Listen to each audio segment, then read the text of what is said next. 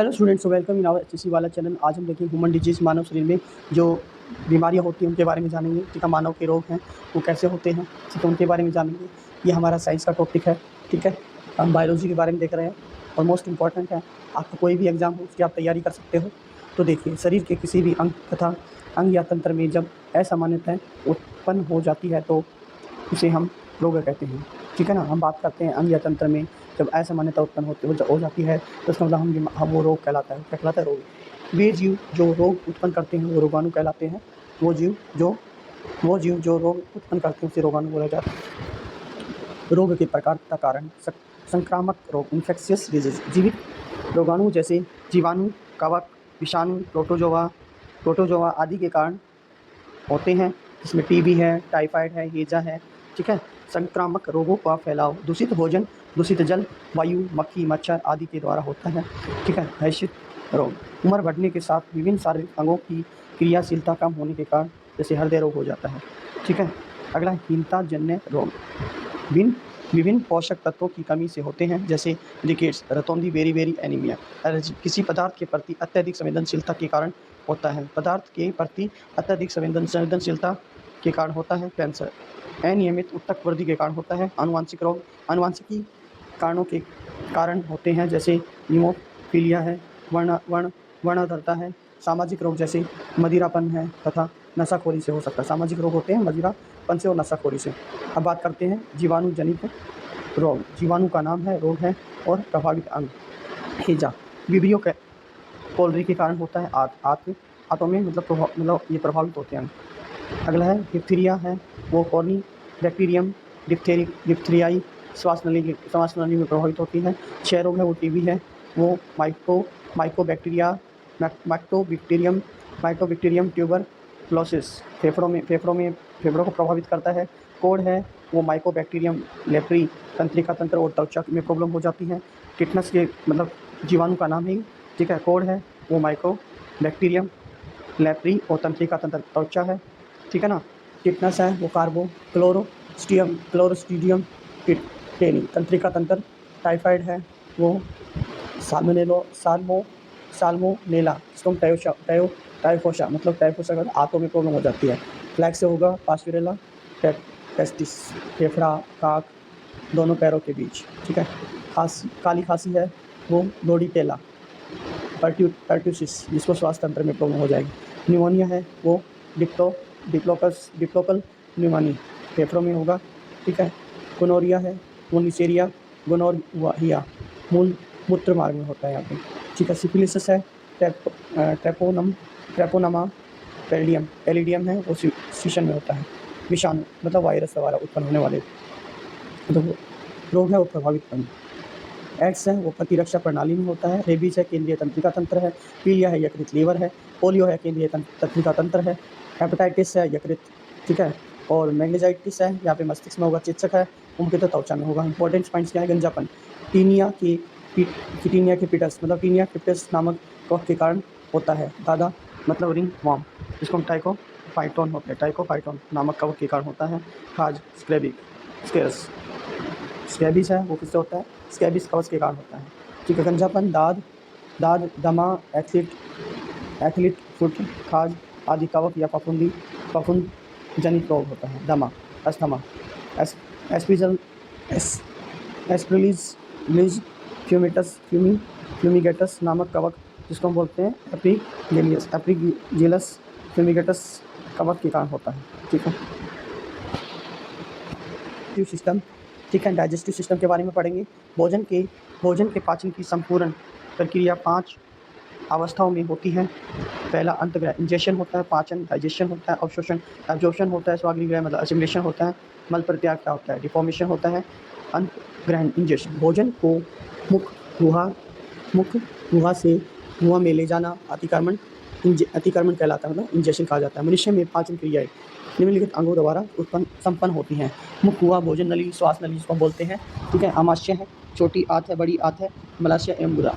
भोजन का अवशोषण छोटी आंत में होता है। भोजन का जो अवशोषण होता है वो कहाँ पे होता है? छोटी आंत में होता है। ओके। पचे हुए भोजन का रुधिर में पहुंचाना अवशोषण कहलाता है, ठीक है ना। क्या है, पचे हुए भोजन का रुधिर में पहुँचाना, पचे हुए भोजन को रुधिर में पहुँचाना क्या कहलाता है, यहाँ पे अवशोषण कहलाता है, जिसको हम अवशोषण कहा जाता है, ठीक है। अपच भोजन, बड़ी आंत में पहुँचाना, अपच भोजन है वो बड़ी आंत में पहुँचाया जाता है, जहाँ जीवाणु उसे मल में बदल देते हैं, जिसे गुदा दोबारा बाहर निकाल दिया जाता है। शरीर के एंजाइम टाइलिन, यह लार में पाया जाता है। यह भोजन की मंड को माल्टोज में बदल देता है। पैप्सिन है, यह आमाशय में जठर ग्रंथियों से स्रावित होता है। यह प्रोटीन को पेप्टोन्स से बदल देता है। रेनिन, यह आमाशय में जठर ग्रंथियों से स्रावित होता है। यह आमाशय में जठर ग्रंथियों से स्रावित होता है। दूध की प्रोटीन कैसीन को कैल्शियम पैराकैसिनेट में बदल देता है। टिप्सन, यह अग्नाशय रस में पाया जाता है। यह प्रोटीन तथा पीली पेप्टाइड्स में बदलता है। लाइपेज, यह वसा को वसीय अम्ल और ग्लिसरॉल में बदल देता है, ठीक है।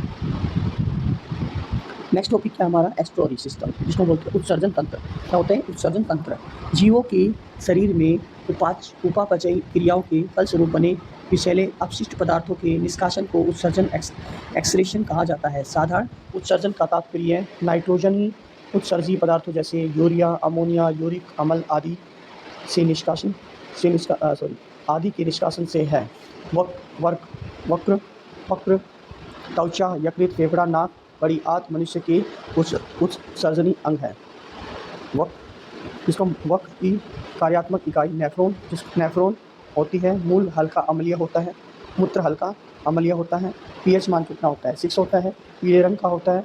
मूत्र का रंग उसमें उपस्थित वर्णक यूरोक्रोम के फलस्वरूप होता है। यूरोक्रोम हीमोग्लोबिन के विखंडन से बनता है।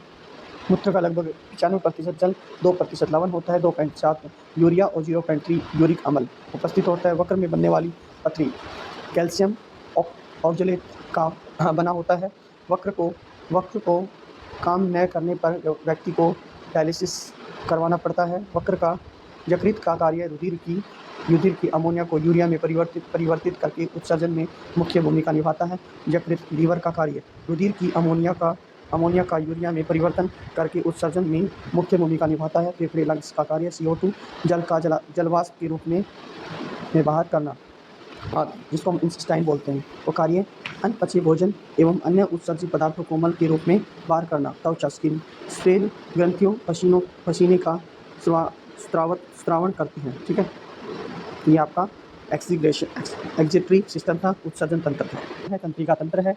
तंत्रिका तंत्र के बारे में जानेंगे तो देखिए, तंत्रिका तंत्र मोस्ट इंपॉर्टेंट टॉपिक है, एग्जाम में भी क्वेश्चन पूछे जाते हैं यहाँ से। तंत्रिका तंत्र के भाग मस्तिष्क है, जिसको ब्रेन बोलते हैं। मेरुरज्जु स्पाइनल कॉर्ड होता है। तंत्रिकाएं समन्वय एवं नियंत्रण में सबसे महत्वपूर्ण भूमिका तंत्रिका तंत्र के अंतर्गत मस्तिष्क की होती है। मस्तिष्क को 3 भागों में विभाजित किया जाता है, जिसको हम प्रामस्तिष्क सेरिब्रम या प्रामस्तिष्क या सेरिब्रम। यह मस्तिष्क का सबसे बड़ा, ध्यान रखना है, यह मस्तिष्क का सबसे बड़ा और सबसे महत्वपूर्ण भाग है। सेरिब्रम सभी मानसिक क्रियाओं को नियंत्रण करता है। इच्छा शक्ति आ जाती है, शमन शक्ति आ जाती है, अनुभव है, सुनना है, देखना है, सूंघना है, बोलना है, शरीर में चेतना के कार्यों का नियंत्रण करता है, ठीक है। अनुमस्तिष्क या सेरिब्रम यह शरीर का संतुलन बनाए रखता है।